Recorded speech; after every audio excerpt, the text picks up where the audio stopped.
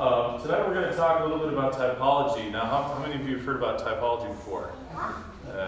Type, anti-type. Have you heard Jesus is a type of Christ, right? Or Jesus is the anti-type? Okay, so we're going to talk about what that means.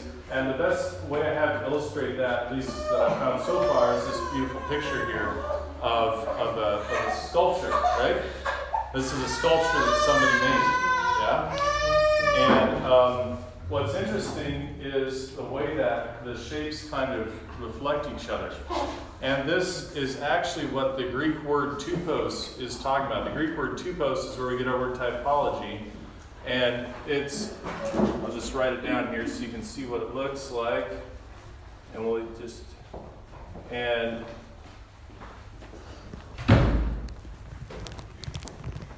so we got two words here, typos, which is a type, right? We just kind of bring that right into English in that way. And then it comes from a verb called tupto, which means to hit something. So what does hitting something have to do with a type or an image? Well, you can imagine it this way. If I'm a metal worker and I have a piece of sheet metal here, and I take a hammer and I hit it, it's going to leave an impression, right? And that impression is going to has the same shape as the object that struck it, right? So the image is going to be the same going in both directions. And then you can take that image, that thing, and fill it up with a different substance, right? And it's going to have the same shape reflected there as well, right? So you have three different things, but they're all reflecting the same shape, right? So antitype, type. Get it? Because there was like an original apple that they covered in silicone, right? And then they poured something in, and then they made this other casing, and it can go back and forth and all these different materials, but it's keeping the same image in place. And that's the basic principle of typology. And the place where we find this in the Bible clearly laid out as a sequence of what we're going to call kingdom realization is in the book of Romans. In the book of Romans, in chapter 5, and I'm glad to see you brought your Bibles. I like to carry mine in my phone these days.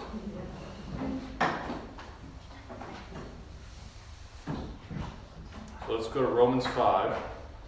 You can just follow along with me real quick.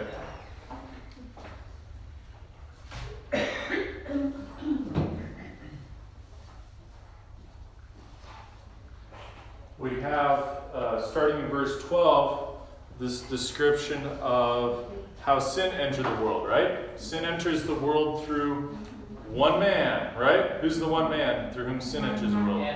Adam, right? So we have a literal Adam in the Old Testament, right?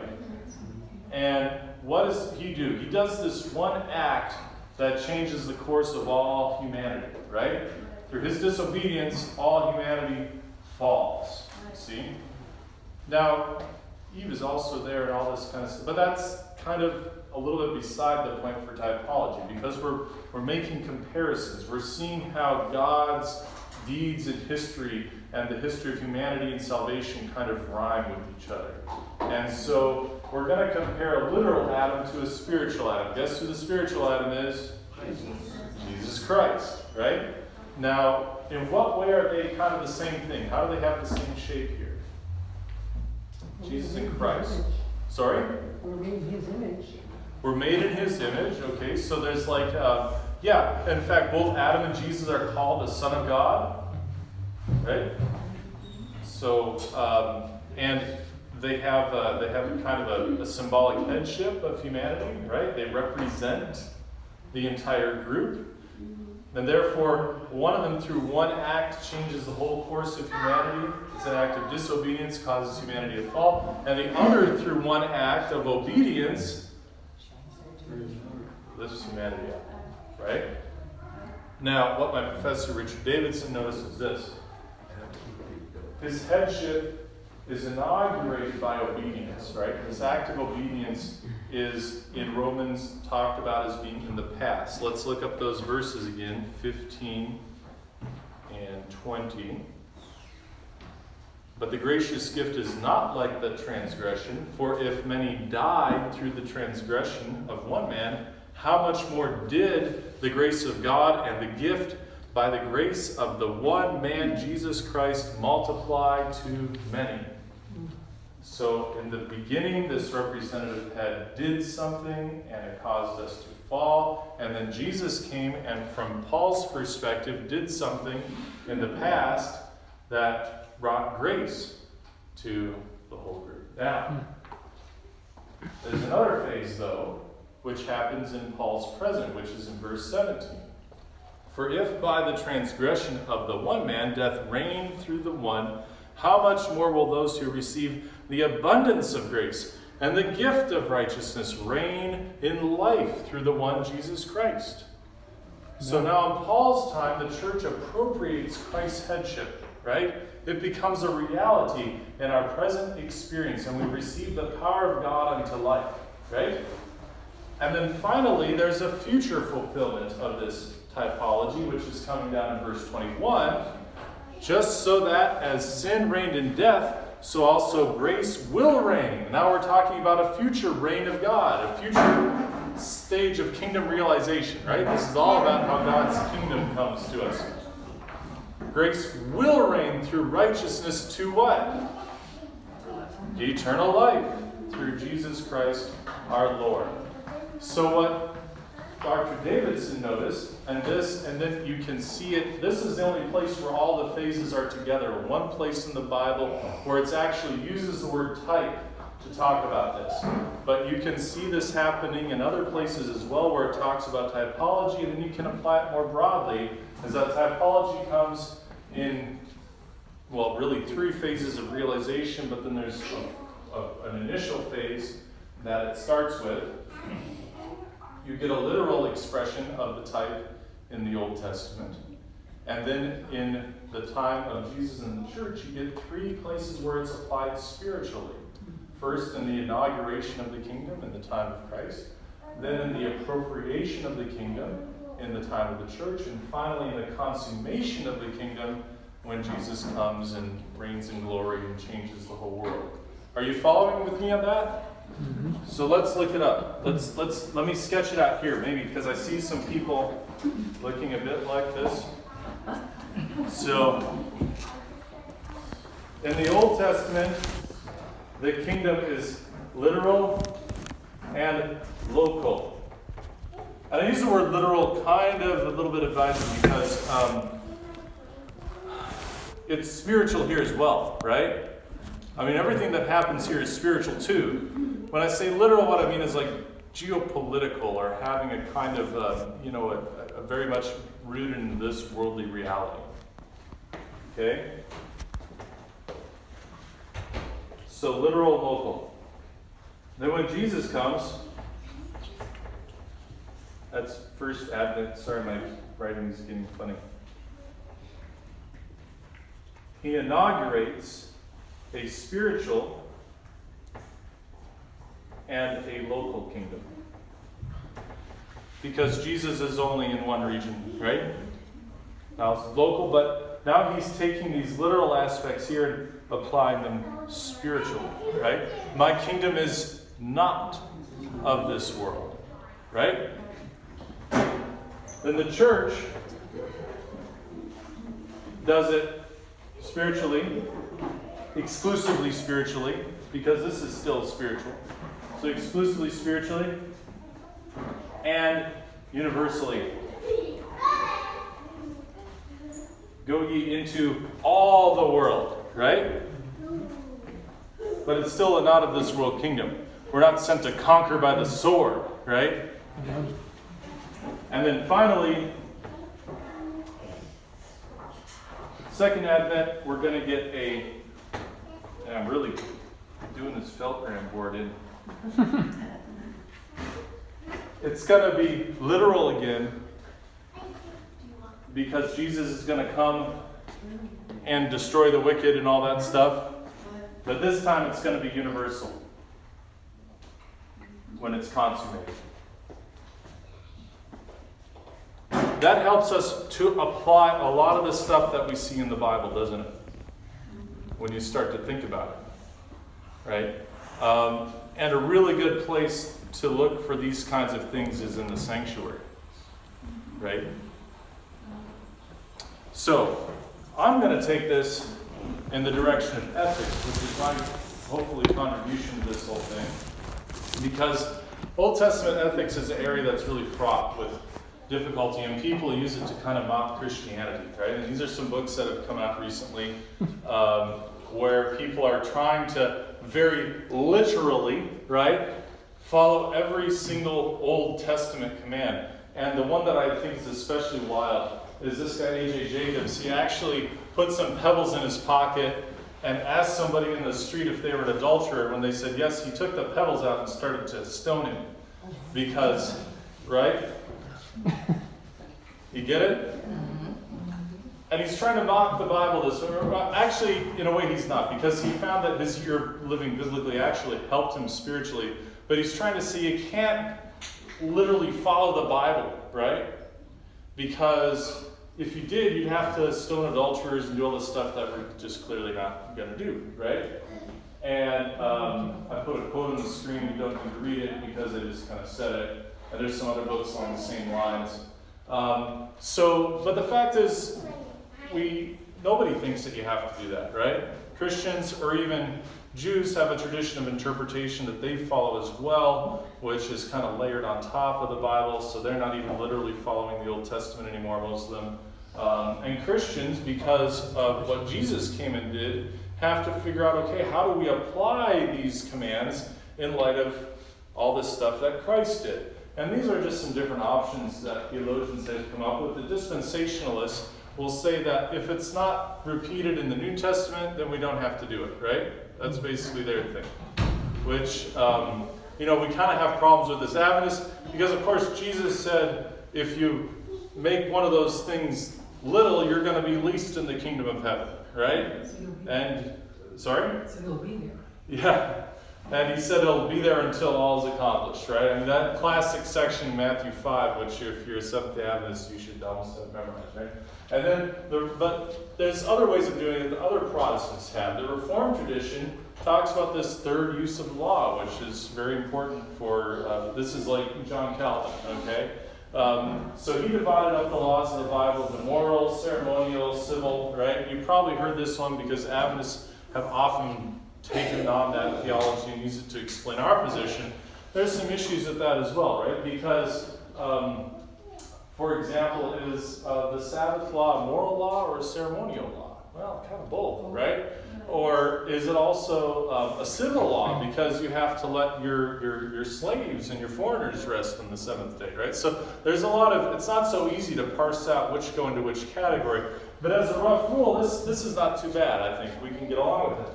Then there's principalism, which says what you have to do is for every Old Testament law, because Jesus says, as we just pointed out, they're kind of all going to be here until the end comes. We have to go find the principle behind it and then apply that principle to our present circumstance, which is actually a pretty decent approach, but you can get really tied up in exactly how you go through that process of abstracting to a general principle and then applying. It's not always clear how that should be done. So what I want to propose is that we can use this in questions of Old Testament law to kind of sort out where we're supposed to be going. And this is, am I going too fast for anybody? Any questions? Okay. This is a branch of what has come to be another way of interpreting Old Testament laws, which is called trajectory hermeneutics. So, what's a trajectory? Plotted course? Yeah. So when I think of trajectory, I think of guns, because that's where they had to do a lot of the first calculations to figure out trajectories, right? Artillerymen, right? And a lot of the early applications of computers were to plotting out how bullets would move, right? And what makes something a trajectory is that you have two different forces operating on it, right? Make sense? So you got the angle at which the bullet is being fired, but then you have a force of gravity pushing it down, right? And so between those two forces, a trajectory is going to take place. It's going to move somewhere, yeah? And I like to think of that as my analogy for trajectory hermeneutics, because trajectory hermeneutics says that God is actually dealing with two different forces, right? He's trying to get us somewhere ethically, but we have sin pushing us down, right? And so when God gives us rules, he's accounting for both where he wants to get us, but also where sin has us and how it's pushing us down, right? So he's taking that into account as he gives us his laws and rules. And here's two of the big proponents of trajectory hermeneutics that I've been able to identify. This guy on the right, Willard Swartley, is actually just about 30 minutes south of Andrews at a Mennonite school, and he wrote this book called Slavery, Sabbath, War, and Women. Right? 4 areas where there's contestation, historically or even now, about how does the Bible apply, right? And he goes through his book and he argues both sides of those questions, right? And interestingly enough, this is how he kind of is known to Adventists, use Sam Bakioki on the Sabbath question, right? And he argues a very good case for the Sabbath, then he argues a good case for Sunday, right? And he argues a good case for Christians not participating in war, and then he argues a good case for Christians participating in war, right? And he goes back and forth. And what he's trying to say at the end, he concludes that there is, God is trying to move his people along throughout the history of Scripture, moving from being more oppressive to being less oppressive. And I would just want to adjust what he says a little bit, and I would see the Sabbath as being a liberation from oppression, right? Rather than as being a restriction that's holding us back in some way. William Webb has done a similar book building on Swartley's research, and now I'm not going to go into him. He's a little more detailed. And anyway, Adventists have talked about it in these terms, and this is not even Adventist, but very generally. There's a big story in the Bible that moves from creation to fall and back to redemption, and that we could plot a movement of God ethically along those lines, so that what happens in the creation, we have a vision of a perfect world there, right? A morally perfect world. So things that show up in the creation, morally we fall away from, and then God is trying to move us back to a place where we will be redeemed and have this moral system yet again. And you can see that this actually kind of fits in here relatively nicely, right? Because we have a movement from actually behind here we had our Adam falling away, right? But in the beginning he was a perfect Adam, and then Jesus comes to succeed where he fails, and eventually we bring Adam back, right, in the consummation. Let's look at Jesus' teaching on divorce and see how this works here, because this is where I think it's the clearest. We'll just go through a few different texts in the book of Matthew. Matthew chapter 5, verse 17, I think we may have already mentioned.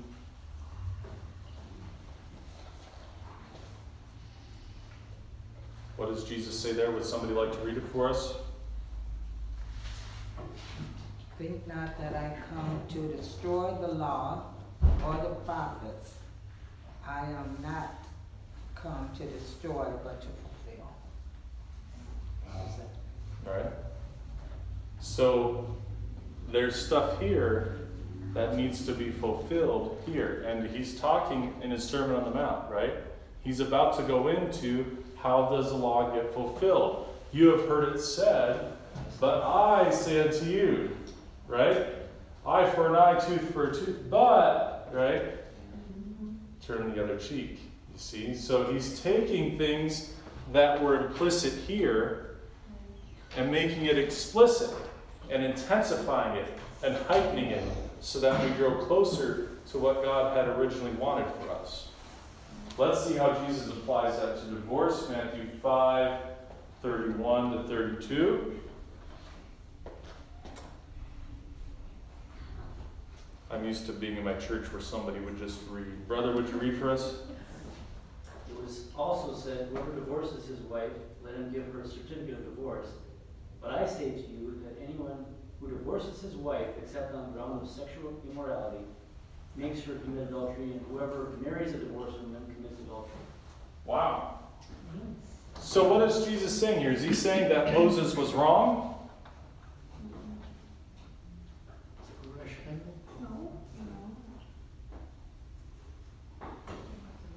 I mean, who was it that told Moses that in the first place? Before Abraham was, I am, right?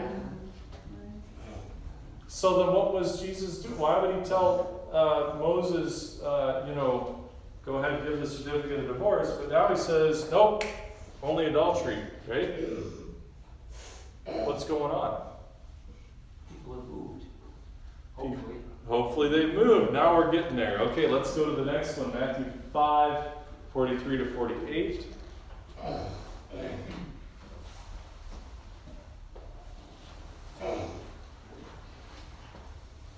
You have heard that it was said, you shall love your neighbor and hate your enemy. But I say to you, love your enemies and pray for those who persecute you, so that you may be sons of your Father who is in heaven. For he makes his sun rise on the evil and on the good, and sends rain on the just and on the unjust. For if you love those who love you, what reward have you? Do not even the tax collectors do the same? And if you salute only your brethren, what more are you doing than others? Do not even the Gentiles do the same? You therefore must be perfect, as your heavenly Father is perfect. So he's trying to move us back to a place of being more like God, right? And do you see that there's a pattern here for us to follow? Right? God, in creating the world and in his ongoing sustaining of the world, has impacted it with a moral shape, right? An ethical shape. And Jesus is saying, when you go to interpret these commands in the Old Testament, you have to do it in light of that shape, right? And understand the pattern that those commands are supposed to be helping you to fill out. Because when God tells us do something, don't do something, it's not the end of our moral journey, it's the beginning, right? It's meant to move us in a certain direction into becoming people like God, who sends rain on the unjust and the unjust. So the beautiful command of Christ in the Old Testament, love your neighbor, right? You must love your neighbor as yourself, right? That's in Deuteronomy. And Jesus says, but you've put something on that which says now hate your enemy, right? No. You have to interpret it in light of how God made the world and how he's sustaining the world. Yes, brother? Each of those texts that you just read, the three of them, the phrase that jumps out at me is where Jesus says, but I say. Right. And when I hear that, I hear him speaking as the judge. Because in the judgment, who's the judge? Christ. So he's giving us how he's going to handle our cases. Right. I'm expecting more from Be you. merciful, right? Like, I'm expecting more from you. Not only that, he's saying, this is the way you will be judged in the judgment. Right. And if you comply with his interpretation, how can you lose? Very good. Amen. So I just want to point out on that, and just because you caused me to think of this, Jesus says basically, especially you look at the parable of the slave who owed the 1,000 talents or whatever, right? The 10,000 talents, right? If you're merciful, right? How will you be judged? With mercy, right? And Jesus is here telling us how to interpret those rules, right? In light of our Father in heaven who sends rain on the just and on the unjust. Yes? Well, I was just going to make the observation that it seems to me that Jesus is taking the old standard, which was the law, Right. and when he comes now, he becomes sort of the new standard. Right. And he's waiting for people, to grow enough to fit into the new impression that you were talking about. Very good. You're thinking exactly as I am. This is excellent. And I hope let's do one more and then I'll bring up a chart. Every Adventist preacher needs a chart. And let's look at Matthew 19, 3 to 12 and just see what's going on there before we go to the end. The Pharisees also came to him, testing him and saying to him, "Is it lawful for a man to divorce his wife for just any reason?" And he answered and said to them, "Have you not read that he who made them at the beginning made them male and female, and said, for this reason a man shall leave his father and mother, and be joined to his wife, and the two shall become one flesh? So then they are no longer two, but one flesh. Therefore, what God has joined together, let not man separate." They said to him, "Why then did Moses command to give a certificate of divorce and to put her away?" He said to them, "Moses, because of the hardness of your hearts, permitted you to divorce your wives, but from the beginning it was not so. And I say to you, whoever divorces his wife except for sexual immorality and marries another commits adultery, and whoever marries her who is divorced commits adultery." His disciples said to him, You see it there, you see the The fall and the start return. and the return, yeah. But continue on now. "If such is the case of the man with his wife, it is better not to marry." Yeah. But he said to them, "All cannot accept this saying, but only those to whom it has been given. For there are eunuchs who were born thus from their mother's womb, and there are eunuchs who were made eunuchs by men, and there are eunuchs who have made themselves eunuchs for the kingdom of heaven's sake. He who is able to accept it, let him accept it." All right. So you just answered the question I was going to ask. I asked you a trick question before because the Bible gives the answer, right? Why did Jesus say to Moses, certificate of divorce, but then say in the Sermon on the Mount, no divorce except adultery? Because of the hardness of their hearts. Because of the hardness. You see the trajectory, Yes. right? In the beginning, now let me go to my big chart. Is that too little for you to read? Yeah. Yeah.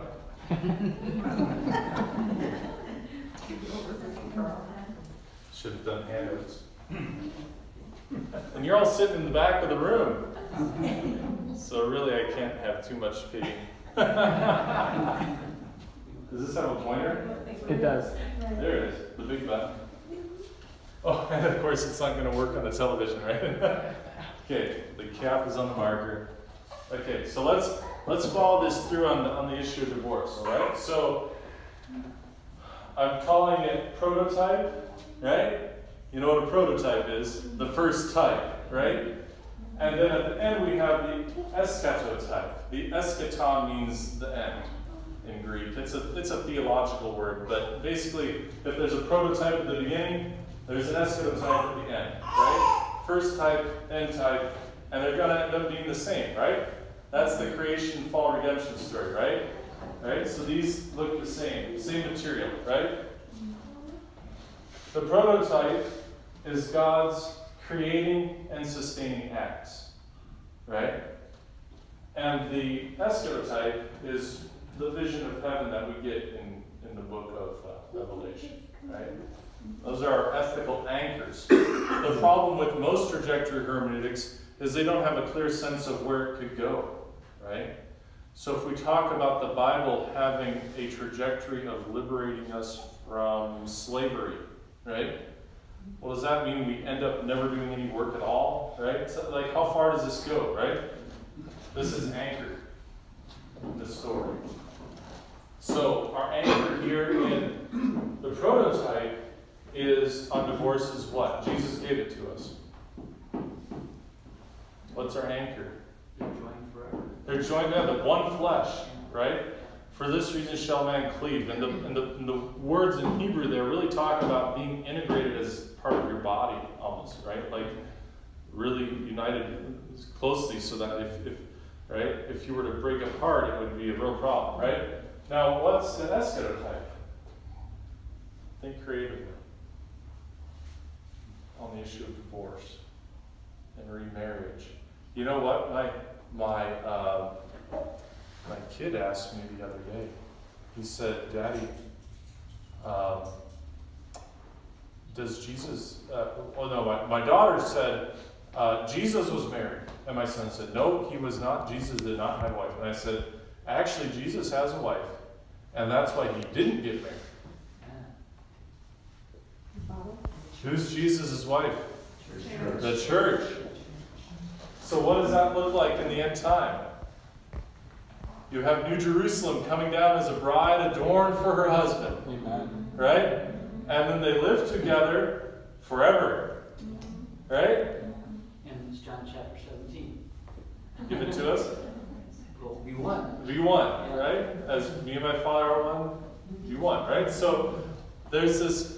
Do you see why this stuff then becomes important? Because it's not just about a hoop that God sets up for us to jump through to make life hard. Because they're like, oh, then it would be better off if we never got married, right?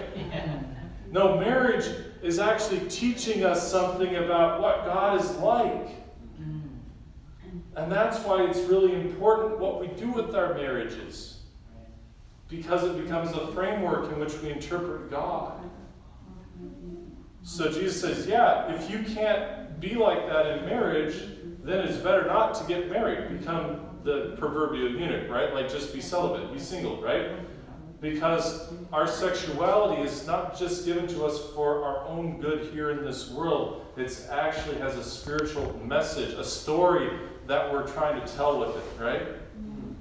And the story is about how God reaches out to his people and rescues them and redeems them, right? And so we can talk about that across a number of dimensions, but here we're talking about the permanence of the union, which is what is at issue in divorce. Make sense? Yeah. So then we have the fall, right? And what happens as a part of the fall? It wrecks up their marriage, doesn't it? You know, that woman you gave me, right? Yeah? That's what the first Adam said, right? Okay, and then God gives them a pattern, right? And I'm calling this the pattern, and I'm calling it Old Testament community standards to move hard-hearted people toward the escharotype, right? It's a pattern. It hasn't been fulfilled yet, but it has the shape, right? Because Jesus puts restrictions on their ability to get divorced. He doesn't tell them you should get divorced. But he says, if you're going to get divorced, you have to do a certificate. And it points back to the original plan. And it points forward to where they should be. Make sense? For hard-hearted people. Other Old Testament community standards could fall into the same category. Let us continue. Then Jesus comes. This is what I'm calling another casting, right? You can fulfill the pattern, and then it can become the pattern for another casting. Those relationships go back and forth. We don't have time to discuss that tonight, probably. But then Jesus comes and gives updated community standards. He brings in the prototype through the pattern and shows the fulfillment of it. He doesn't do away with the law. He shows how to interpret it in reference to what the original plan was. So he brings the prototype through the pattern, fulfills it, and does that at the first Adam. And that's where he says, but I say unto you. Right? Reinterpret it. Bringing out here explicitly what was implicit there. Then in the casting, we get another chance to heighten and expand it by bringing it on a universal level in the church. And perhaps in cases going further than Jesus was able to bring the original disciples here. Paul, for example, right, flips it and says the other way around. The woman also shouldn't divorce the man, right? He kind of, when he gives his divorce command, he flips the genders. Just to clarify that little loophole, right? But he also talks about how abandonment by an unbelieving spouse, right, can also be like a woman's son. And then we already talked about the escharotype, right? Any questions?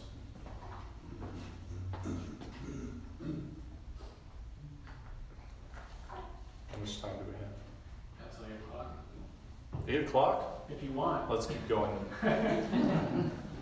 Let's apply this across some other dimensions. What if we applied it? What's one question that you might have? Is there anything that you might want to apply it on? I can give you a number that we could talk about. We could talk about slavery. We could talk about violence. We could talk about women in ministry. If you want to get edgy. At the end, I'll tell you about jewelry because that's how I first came up with this. I'm thinking addressing the whole sanctuary service and animal sacrifice. Good. Yeah, I mean, this is how it originally applies, right? Yeah, very good. So, in Eden, is there a sanctuary?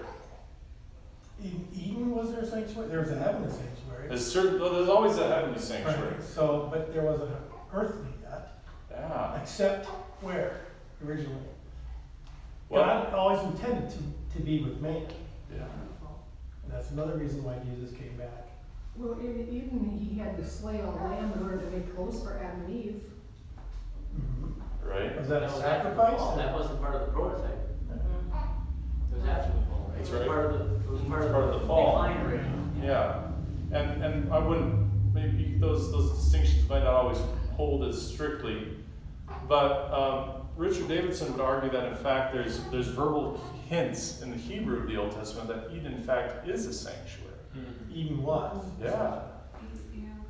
Because the word for, now I mean this is all kind of based on hints, but for example the word for tending the garden that he gave them is the same word as for the Levites who tend the sanctuary, right?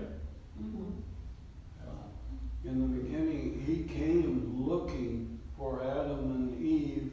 Where are you? Where are you? Why have you hid from me? Right. So if we look at a sanctuary, I mean a very basic, minimal definition of a sanctuary is a place where God is present. And God was present for them in Eden, wasn't he? Yeah, walk with That's the one. assuming that he wasn't present in the rest of the world. Yeah, and I think we're talking now about God's personal presence, right? Where he comes in a way that we can interact with him in person. Of course, God in some sense is present. Right? But we're talking, when we talk about sanctuary, where God makes his glory known, right? Where he can come and be with us. So this is why Jesus can talk about his body as the temple, right? Because it's where God's personal presence is located on earth. So there, we could look along those terms of Eden as a sanctuary, but certainly when the fall comes, we have like the origins of sacrifice and atonement, which is covering, right? And then, of course, they're starting to do sacrifices outside the garden with Cain and Abel and so forth. So, right, that comes very, very early. But then you get the whole standards showing up in the law, right? And we see the whole sanctuary service just basically laid out like nowhere else, right? But it all those has a spiritual application, right? And we can see it perhaps very nicely, at least the way I interpret it, in reference to the Day of Atonement, right? So the Day of Atonement begins with what?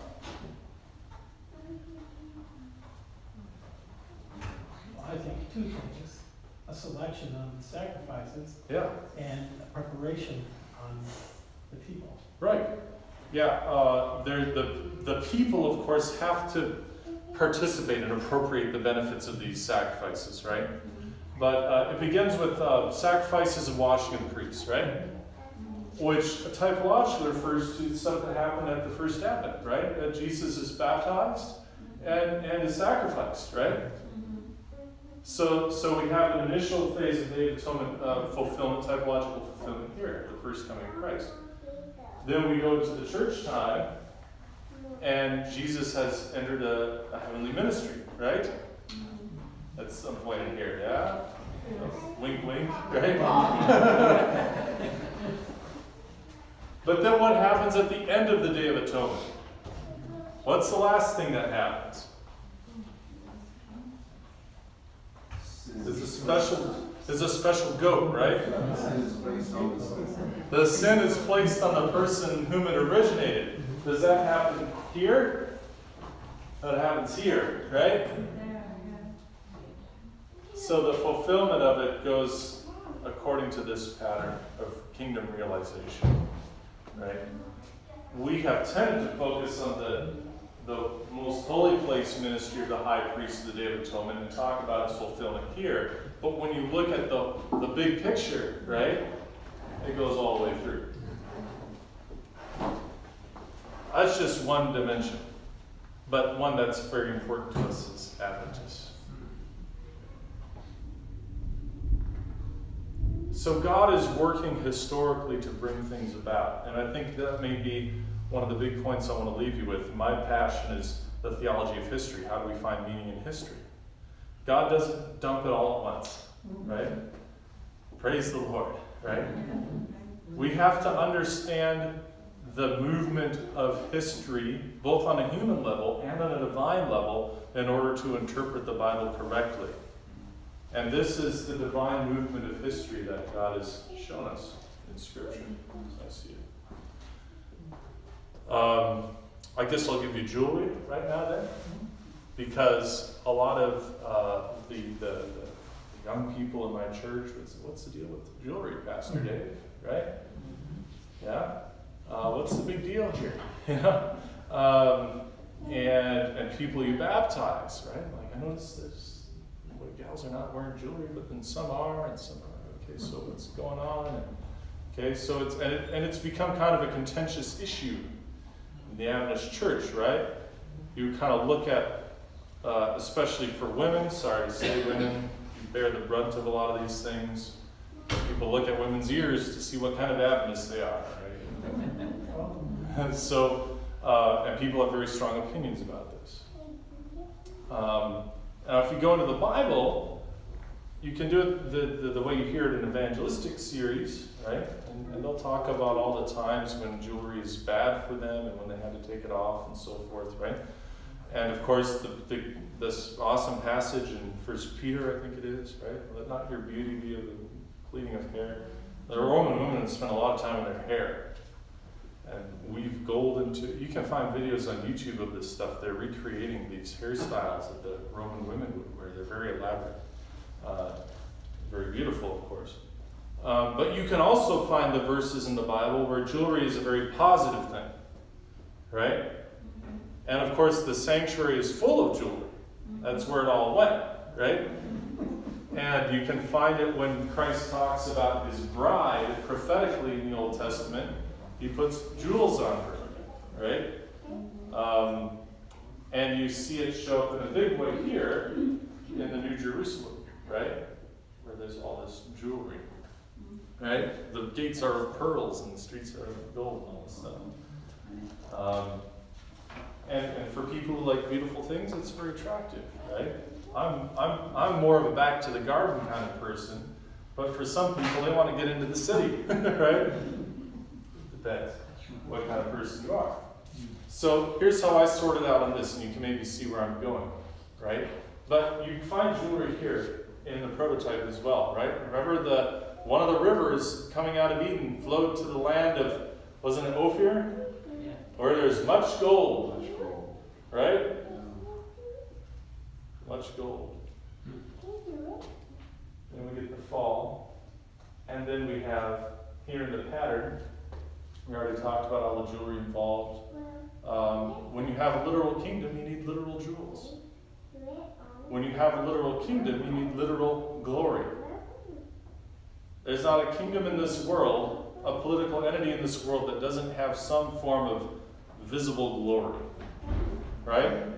And you can see it on TV when you look at how our government works. There's a lot of pageantry and impressive buildings, right? And even a lot of gold in the White House now, with the current president's taste, right? But this is all kind of, you need it. Even a fairly humble country like Canada has a lot of pageantry around it, because that vision of glory says that there is power here, right? And the literal kingdom has literal power backing it up.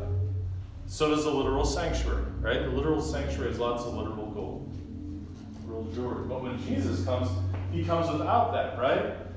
He was not born to glory. He's born in very humble circumstances. Yes? And he's born into, he's in the manger, and his clothing is very simple, right? And the prophecy says there's no attractiveness about him, it's all very much without, right? Because it's a spiritual, exclusively spiritual phase of the kingdom. Because the great controversy message here is that God says, yeah, I got the glory, but that's not at the foundation of it, right? Like the literal glory has to be based on a character glory, which Jesus defines as the self-sacrificing love of God on the cross, right? That's his hour of glory in the Gospel of John, is him on the cross, right? So he's saying, don't get the literal power, it's not just arbitrary, right? I have it because I am this way, right? I'm loving, I'm self-sacrificing. So the literal glory is now, for the church, it then follows, right, how we ought to live. And you see that in Peter, right? That doesn't mean we have to be shabby and so forth. But I preach it this way. We should try to avoid status symbols, right? Symbols of personal glory. So we're neat, we're put together, but we're not putting stuff on ourselves and around our person to show people what our level is, right? And then here it all comes back, right? Now that God's character has been fully proven in the great controversy, the literal glory returns. The New Jerusalem comes to earth as a bride adorned, right? And all were crowned. We get the crowns and right? It all comes back. So, now the problem is we've taken a story that we're trying to tell and turned it into a boundary marker that we use to police who's in and out of the church, right? Right? And so the spiritual meaning gets lost, and it's a hoop people have to jump through to prove that they're the right kind of Adventist. What was supposed to be, I think originally, as I see it, a standard to say, how should we be in this world in other areas of our lives, right? Became, well, as long as I know this, I can do anything else, right?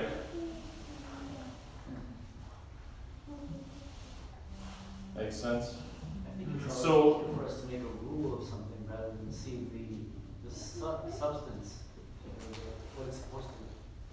what the rule is supposed to. And the substance of the rule, I want to argue, at least in this case, emerges when you see the story that it's supposed to be a part of. I'll give you one more example on jewelry element. I read an interesting article in AFM Frontiers magazine. I don't know how many of you get that. It was a while ago. But it was an AFM missionary in New Guinea. And he had these Adventist women in his church who were wearing jewelry, right? Lots of necklaces, all up and down their body. And, he's trying to be culturally sensitive, whatever, and he just tries to observe wherever he can. Can't figure out what's going on. Why are they doing this jewelry? Even though he's talked about jewelry. So he finally asked one of the women, so why are you wearing this jewelry? And she's like, what jewelry? And he says, all this jewelry you're wearing. She says, oh, you mean these? And she lifts the necklaces off of her bare chest. And then he realizes that for her, they're clothes. You see? So we have to be sensitive about these things and know what is going on in the different situations that we find ourselves in, especially as cultures change and move in different ways. This, I think, allows for flexibility to do that, rather than just having a blanket rule on one area. Instead, we have an ideal we're living toward, and then we can get together and say, okay, what standards do we need as a community to bring that about in our midst, right? We can have that discussion on this common ground instead of fighting over, I want this, I want that. I'll go on a limb and I say, here's me going out on my limb, okay? I think the same applies to women in ministry. I see a trajectory in the Bible toward empowering women, right? And the question is, how are we going to do that in different places? And can that look different in different places, right? In some places in this world, women's ministries is a place in the church where women are empowered. It functions like a separate, church for women, right? Where they just get their projects done, they go and they do it, right? It's very empowering. In other places in the world, they're asking to have women as pastors. For example, in China, you have the largest Adventist church in the world run by a woman, right? Also empowering. So if we see it as part of the story where Jesus, again, if you look at what Jesus is doing for his bride, the church, he's lifting her up, right? He's empowering her. How can that happen in different places? It depends on, and then we don't have to say, well, we think we're better than you or you're better than, right? We can see that we're doing that in our own way as circumstances go. And if you come to my sermon tomorrow morning, I'll just plug that. I'll be talking a little more about how we need to pay attention to circumstances. Now I've really gone into different topics. And is there anything else that you'd like to discuss along these lines? Very good. Let's bow our heads. Father in heaven, we ask for your blessing to be with us as we go home this evening. I've thrown a lot of stuff out here for the folk to think about, and I pray that you'll help them to weigh it according to your word, see what you're telling us in your scriptures, and help us to know how we can apply this to our lives in the different areas where we find ourselves. And right here in the church community in this Racine district of Wisconsin, we ask for your blessing in this way. In Jesus' name, amen. Amen. All right. Good night, folks. Thank you. Thank you. Thank you, Pastor David, and he'll be at the Raven Church tomorrow morning. Thank you all for coming. Have a happy Sabbath.